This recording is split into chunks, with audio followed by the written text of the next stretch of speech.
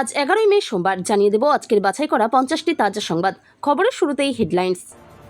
বাংলার পকেটে শূন্য, মাথায় পাহাড় প্রমাণ ঋণ। নতুন সরকারের সামনে কোন ভয়ঙ্কর পরিসংখ্যান, চমকে উঠবেন আপনিও। রাজ্য সরকারি কর্মীদের জন্য লটারি, 45 দিনেই কি কার্যকর হচ্ছে সপ্তম বেতন কমিশন, বড় ঘোষণা শুভেন্দু সরকারের।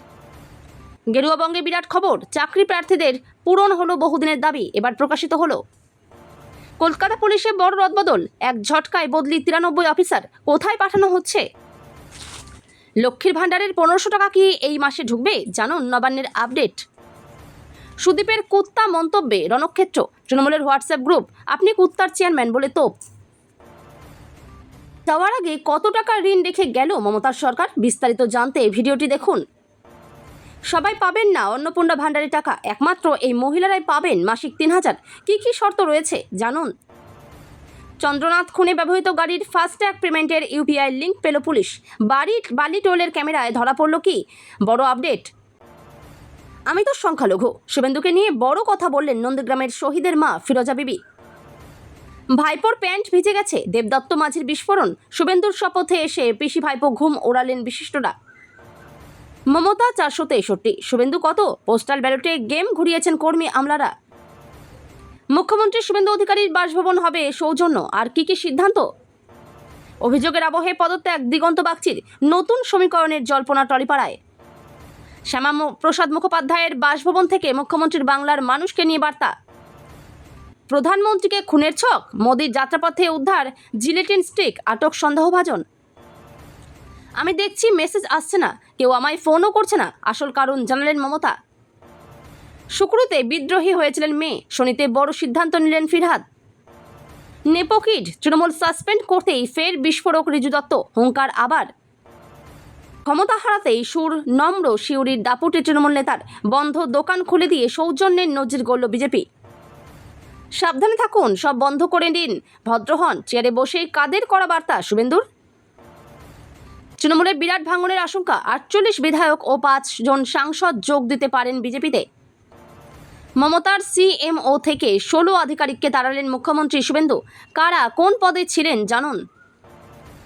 রবীন্দ্র জয়ন্তীতে একসাথে গান গাইলেন মমতা ব্যানার্জি, কুণাল ঘোষ, কল্যাণ ব্যানার্জি। শপথের পরই অ্যাকশনে বিজয়, প্রথম দিনেই 5 বড় সিদ্ধান্ত। ফ্রি বিদ্যুৎ, মহিলাদের বাসযাত্রায় বড় ঘোষণা। যে দেওয়াল থেকে দেবাংশুর জন্ম, সেই দেওয়াল আজ ফাঁকা, কোথায় গেলেন জানেন। শপথের পরের দিনই মাছ উৎসবে মাতলেন মন্ত্রী দিলীপ ঘোষ, দিলেন বিশেষ বার্তা। চাকরি যাক বা পড়াশোনা, তদন্ত হবেই, ফেক সার্টিফিকেট রুখতে কড়া দাওয়াই মন্ত্রী ক্ষুদিরামের, কাঁপছে জঙ্গলমহল।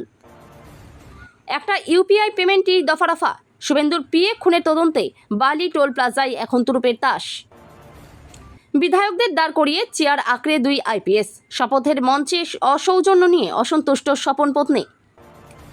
এবার বাংলার কৃষকরা পাবে 9000 টাকা, এই মাসেই ঢুকবে ব্যাংক অ্যাকাউন্টে। প্রতিজ্ঞা পূরণ, 5 বছর পর দাড়ি কামালেন আচ্ছেলাল, কল্যাণপুত্রর হারে দম্ভ ভাঙার উৎসব কোন্নগরে। রোগীর সাথে দুর্ব্যবহার করলেই অ্যাকশন, সাঁইথিয়া হাসপাতালের হেল্পলাইন নম্বর চালু করলেন কৃষ্ণকান্ত সাহা। মে মাস থেকেই 3000 টাকা, অন্নপূর্ণা ভাণ্ডার নিয়ে বড় আপডেট সামনে এলো। রাস্তায় নামুন আমরা, মমতার হাত মেলানোর প্রস্তাব শুনে সরাসরি বার্তা সিপিআইএম-এল এর। সত্যিই কি দলের বিপর্যয়ের দায় অভিষেকের ঘাড়ে, মুখ খুললেন শোভনদেব। মালদার মোথাবাড়ি কাণ্ডে গ্রেপ্তার তৃণমূল নেতা, জোর জল্পনা রাজ্য রাজনীতিতে। হেলমেট নেই কেন, বাইক থামিয়ে বিজেপির নেতাকে সপাটে চড়, ভিডিও ছড়াতেই বরখাস্ত মহিলা পুলিশ। সরকার পাল্টাতেই ভোলবদল, প্রকাশিত 2016 OMR, চাকরিহারাদের কৃতজ্ঞতা শুভেন্দুকে। শপথ নিয়ে মুখ্যমন্ত্রী হওয়ার পর বিজয় প্রথমেই যে বড় কাজটা করলেন, থালাপতির পাশে কংগ্রেস বামেরা। বহরমপুরে গ্রেপ্তার তৃণমূল কাউন্সিলর, অধীরের প্রচারে বাধা দেওয়ার অভিযোগ ছিল, নতুন সরকার আসার পর পদক্ষেপ। পুলিশের পাশাপাশি মুখ্যমন্ত্রী শুভেন্দু নিরাপত্তায় আপাতত থাকবে কেন্দ্রীয় বাহিনীও, বাড়তি সতর্কতা চন্দ্রনাথ হত্যার জেরে। বিশ্বাসঘাতক পরজীবী, তামিলনাড়ুতে ডিএমকের সঙ্গ ছাড়তেই কংগ্রেসকে তোপ মোদির। তৃণমূলে আমরা ছিলাম চাকর, গত 5 বছরে দল কোনো সিস্টেমে চলেনি, বললেন নেত্রী পাপিয়া ঘোষ। উত্তরবঙ্গে বিদ্রোহ তৃণমূলে। বাংলাকে জ্বালিয়ে কি ভয় তাড়ানোর চেষ্টা, খেজুরির অগ্নিকাণ্ড নিয়ে বিজেপিকে তীব্র আক্রমণ অভিষেকের বিরুদ্ধে মুখ খুলেই শাস্তির মুখে তৃণমূলের 3 দাপুটে নেতা। ভোটের ফল প্রকাশের পর ঘাসফুলের চরম বিদ্রোহের সুর। তৃণমূল সাংসদ সাগরিকার পোস্ট করা ভিডিওয় আপত্তি, এক্সকে জানালো কলকাতা পুলিশ, পাল্টা বিঁধলেন সংসদও। আমাকেই বলির পাঠা বানানো হয়েছিল, মেসি কাণ্ডে প্রথমবার মুখ খুললেন শতদ্রু দত্ত। বামেদের সঙ্গে জোটের ইঙ্গিত মমতার, সমাজ মাধ্যমে ব্যঙ্গ শ্রীলেখা জয়জিতের। ভোটকুশলী থেকে রাজনীতি, তৃণমূলের হয়ে কাজ করেছেন পশ্চিমবঙ্গেও, বিজয়ের মন্ত্রিসভার কনিষ্ঠতম সদস্য, দক্ষ 5 ভাষাতে। এতক্ষণ শুনছিলেন আপনারা সংবাদ শিরোনাম, এবার শুনবেন বিস্তারিত খবর। 2011 সালে বামেদের সরিয়ে যখন মমতা বন্দ্যোপাধ্যায় ক্ষমতায় এসেছিলেন, তখন তার মুখে বারে বারে শোনা যেত বামেরা লক্ষাধিক কোটি টাকার ঋণ চাপিয়ে রাজ্যকে রসাতলে দিয়ে গিয়েছে। কিন্তু 2026-এ এসে বাংলার রাজনৈতিক মানচিত্র সম্পূর্ণ বদলে গিয়েছে। আজ রাজ্যের মসনদে আসীন বিজেপি সরকার, মুখ্যমন্ত্রী হিসেবে শপথ নিয়েছেন শুভেন্দু অধিকারী। কিন্তু বিদায়ী তৃণমূল সরকার নতুন সরকারের জন্য ঠিক কি কি চ্যালেঞ্জ আর কতটা ঋণের বোঝা রেখে গেল? নবান্নের অলিন্দ থেকে যে পরিসংখ্যান উঠে আসছে তা রীতিমতো উদ্বেগজনক। ঋণের পাহাড়ে দাঁড়িয়ে বাংলা সূত্রের খবর, গত 15 বছরে বাংলার ঋণের বোঝা আকাশ ছুঁয়েছে। বিদায়ী তৃণমূল সরকার নতুন সরকারের কাঁধে প্রায় 7.71 লক্ষ কোটি টাকার বিশাল ঋণের বোঝা চাপিয়ে দিয়ে গিয়েছে। এই বিপুল অর্থ সুদ সহ মেটানোই এখন শুভেন্দুর সরকারের কাছে সবথেকে বড় অগ্নিপরীক্ষা। দীর্ঘ কয়েক বছরের বঞ্চনা, রাজপথে আন্দোলন আর আইনি লড়াই, অবশেষে কি অবসানের পথে বাংলার সরকারি কর্মীদের ডিএ যন্ত্রণা? রাজ্যে রাজনৈতিক পালাবদলের পর থেকেই সরকারি মহলে একটি প্রশ্ন সব থেকে বেশি ঘুরপাক খাচ্ছে, বকেয়া ও বর্ধিত হারে মহার্ঘ ভাতা কি এবার মিটিয়ে দেবে নতুন শুভেন্দু সরকার? নবান্ন সূত্রে খবর, আগামী 45 দিনের মধ্যেই পশ্চিমবঙ্গে সপ্তম বেতন কমিশন কার্যকর করা নিয়ে বড়সড় কোনো পদক্ষেপ নেওয়া হতে পারে। সপ্তম বেতন কমিশন ও ডিএ আপডেট বর্তমানে কেন্দ্রীয় সরকারি কর্মীরা যখন অষ্টম বেতন কমিশনের জন্য অপেক্ষা করছেন, তখন বঙ্গে এখনও ঝুলে রয়েছে সপ্তম বেতন কমিশনের পূর্ণাঙ্গ সুবিধা। জানা যাচ্ছে নতুন রাজ্য সরকার দায়িত্ব নেওয়ার 45 দিনের মধ্যেই বেতন কাঠামোয় বড়সড় বদল আনতে পারে। যদি সপ্তম বেতন কমিশন এবং বকেয়া ডিএর দাবি মেটানো হয়, তবে রাজ্য সরকারি কর্মীদের বেতন এক ধাক্কায় অনেকটা বৃদ্ধি পাবে। সরকার বদলের পরেই ভোল বদল এসএসসির। এবার প্রকাশ হতে চলেছে 2016 শিক্ষক নিয়োগের OMR শিট। প্রথমে প্রকাশ করা হবে নবম, দশম, একাদশ, দ্বাদশের OMR। তারপরে গ্রুপ সি ও ডি এর OMRও প্রকাশ করবে এসএসসি। প্রসঙ্গত, হাইকোর্টের বিচারপতি দেবাংশু ভট্টাচার্যের ডিভিশন বেঞ্চ OMR প্রকাশ করার এই নির্দেশ দেয় বলে জানা গিয়েছে। আদালতের পর্যবেক্ষণ ছিল যাবতীয় দুর্নীতি লুকিয়ে আছে OMR শিটেই। আদালতের নির্দেশ না মানা হলে মামলাকারীদের তরফে সুপ্রিম কোর্টে দায়ের হয় মামলা। সেই মামলার শুনানি আগামীকাল। তবে তার আগেই জারি হলো OMR প্রকাশের বিজ্ঞপ্তি। ওয়েবসাইটে আপলোড করা হলো OMR। প্রাথমিকভাবে নিজের রোল নম্বর দিয়েই শুধু দেখা যাবে OMR। রাজ্যের নতুন সরকার আসার পর থেকেই প্রশাসনে বড় পরিবর্তনের জল্পনা চলছিল। মুখ্যমন্ত্রী হিসেবে শুভেন্দু অধিকারীর শপথ নেওয়ার পর এবার কলকাতা পুলিশের বড় রদবদল করা হলো। ডিসি, ওসি, সাব ইন্সপেক্টর সহ মোট 93 জন অফিসারকে বদলি করা হয়েছে। সূত্রের খবর, এদের অনেকেই আগের শাসক দলের ঘনিষ্ঠ বলে পরিচিত ছিলেন। সেই কারণেই এই বদলি নিয়ে শুরু হয়েছে জোর আলোচনা। কলকাতা পুলিশের বড় রদবদল যে তালিকার সামনে এসেছে, তাতে দেখা যাচ্ছে বদলি হওয়া অফিসারদের অনেককেই উত্তরবঙ্গের বিভিন্ন জেলায় পাঠানো হচ্ছে। কোচবিহার, জলপাইগুড়ি, দার্জিলিং, কালিম্পং ও আলিপুরদুয়ারে পোস্টিং দেওয়া হয়েছে বহুজনকে। এছাড়াও সুন্দরবন লাগোয়া এলাকা ও পুরুলিয়াতেও কয়েকজনকে পাঠানো হচ্ছে। রাজ্যে নতুন সরকার গঠন হয়েছে, শুভেন্দু অধিকারী মুখ্যমন্ত্রী হিসেবে শপথ নিয়েছেন। এদিকে রাজ্যের মহিলাদের মধ্যে একটা জিনিস নিয়ে বাড়ছে আশঙ্কা, কারণ এখনো পর্যন্ত তারা মে মাসের লক্ষ্মীর ভান্ডারের টাকা পাননি।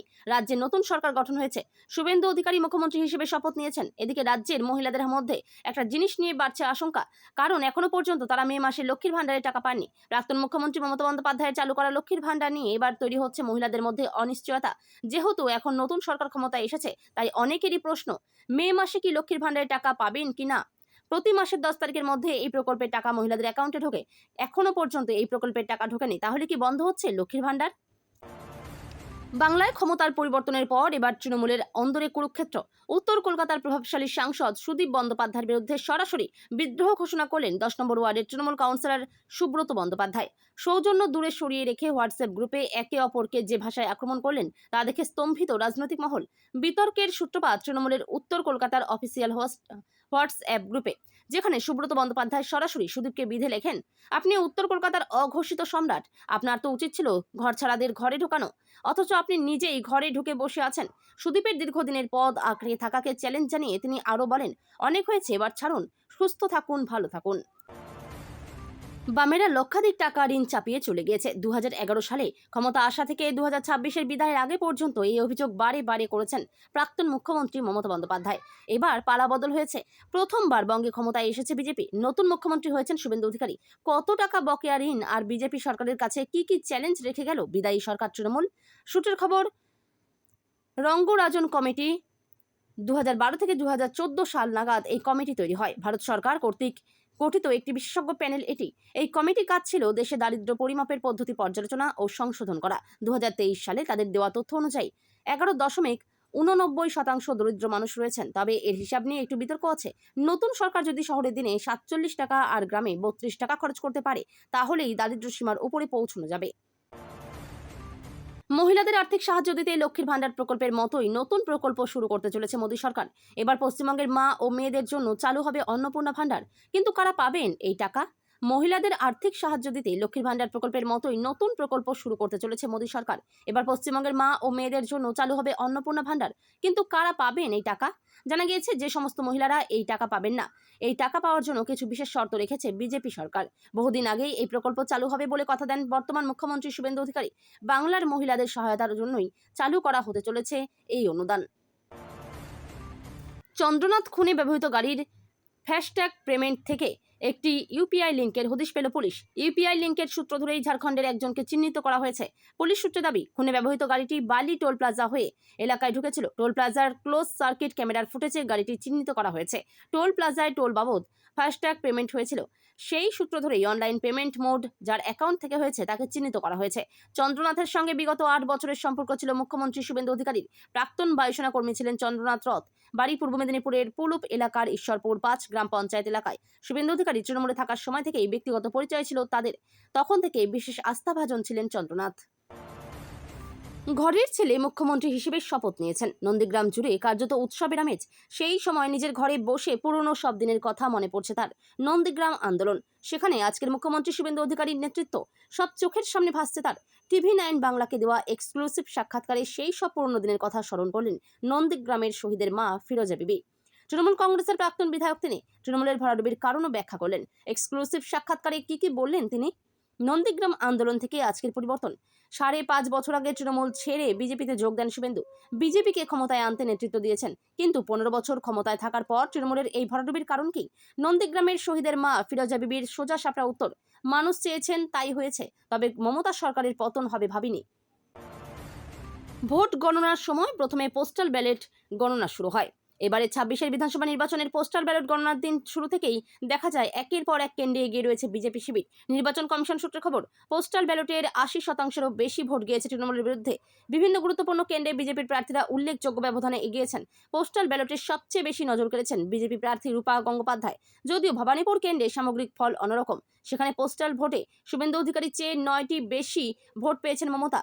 পোস্টাল ব্যালটে এগিয়ে মমতা। রাসবিহারী কেন্দ্রে বিজেপির স্বপন দাশগুপ্তের ঝুলিতে এসেছে 725টি ভোট। এদিকে তৃণমূল প্রার্থী দেবাশিস কুমার পেয়েছেন 592টি ভোট। টলিউডে কি তবে সত্যিই বদলের হাওয়া, নাকি পালা বদলের আগেই শুরু হয়েছে ভিতরের সমীকরণ বদলের লড়াই? রবিবার সকাল থেকেই সেই প্রশ্ন ঘুরছে টেকনিশিয়ান স্টুডিও চত্বরে। সূত্রের খবর, সকাল 10টা নাগাদ একটি গুরুত্বপূর্ণ বৈঠক হয়। উপস্থিত ছিলেন শিল্পী সংগঠনের একাধিক পদাধিকারী থেকে শুরু করে টলিউডের পরিচিত মুখেরা। আর এই বৈঠকের ঠিক কয়েক ঘন্টা আগেই শনিবার রাতে আর্টিস্ট ফোরামের সহকারী কোষাধ্যক্ষ পদ থেকে ইস্তফা দেন দিগন্ত বাগচি। শোনা যাচ্ছে এই বৈঠকে ছিলেন প্রসেনজিৎ চট্টোপাধ্যায়, রঞ্জিত মল্লিক, শান্তিলাল মুখোপাধ্যায়, চন্দন সেন, বাসব দত্তা চট্টোপাধ্যায় সহ আরও অনেকে। আর সেই কারণেই জল্পনা আরও ঘনীভূত হয়েছে।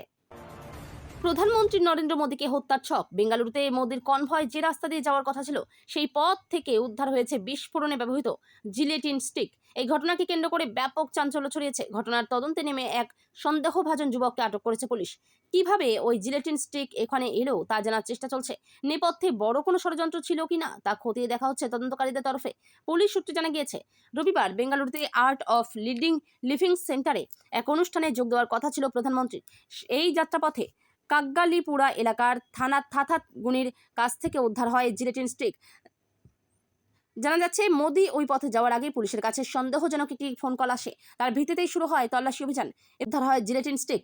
মোদির কনভয়ে বিস্ফোরক উদ্ধারের মতো ঘটনায় হাই অ্যালার্ট জারি করা হয়েছে। গণনা কেন্দ্রে যাওয়ার পর তাকে বেধড়ক মারধর করা হয়েছে। এমনকি মহিলা হওয়ার পরও তাকে যে ছেড়ে কথা বলা হয়নি তাও অভিযোগ করেছিলেন প্রাক্তন মুখ্যমন্ত্রী মমতা বন্দ্যোপাধ্যায়। আর আজ অর্থাৎ রবীন্দ্র জয়ন্তীর দিন তিনি জানালেন তার বাড়ির ইন্টারনেটও কেটে দেওয়া হয়েছে। কি অভিযোগ করেছে মমতা বন্দ্যোপাধ্যায়?